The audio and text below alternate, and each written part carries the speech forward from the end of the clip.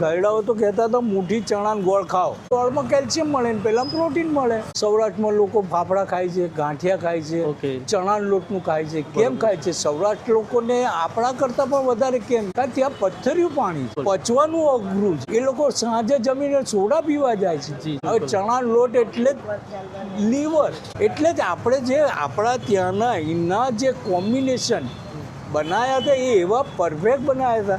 આપણે આ ખાઈએ છીએ, ફાફડા જોડે ચટણી આપે છે, પપૈયાની છીણ આપે છે. પપૈયું પણ લીવરને કારક જ છે. એટલે લીવર જો તમારું પરફેક્ટ હોય તો ખોરાક પચી જવાનો છે. પણ કમળો થાય ત્યારે શું આપવામાં આવે? લિવોમિન આપે છે, લીવ 52 આપે છે. હવે એમાં હોય છે શું? પેપિન. પેપિન એટલે પપૈયાનો જ રસ.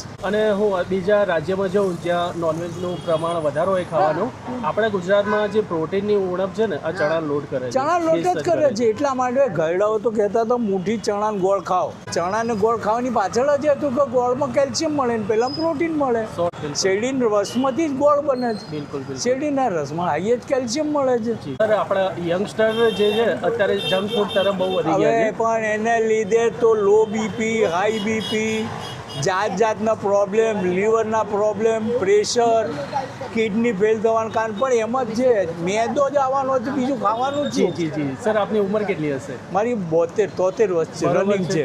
અને આપને આ જે ગુજરાતી ફરસાણ જે ભાવે છે આપ ખાતા પણ હશો વર્ષોથી? વર્ષોથી કહું છું. તો અને આજે fit and fine છો? ડૉક્ટરને એક પૈસો જ નથી આપ્યો આજ સુધી. જી, સરસ. ખરેખર બહારનું ખાઉં છું છતાં આજ સુધી ડૉક્ટરને એક પૈસો નથી કારણ આપ્યો. કે તમે સારું ખાઓ છો. ખાઉં છું સરસ જગ્યા, સિલેક્ટેડ જ જગ્યા. મારી ખમણ ખાવાની જગ્યા આ છે, રાયપુર છે. જી, બિલકુલ. નક્કી રસ્તા પર બીજું આલ્યું માલ્યું કંઈ નહીં ખાવાનું. જ્યાં ક્વોલિટી હોય ત્યાં ખાવાનું. 100%. ખાવાનું બહારનું ખરું પણ ક્વોલિટી જોઈને જ ખાવાનું. જી.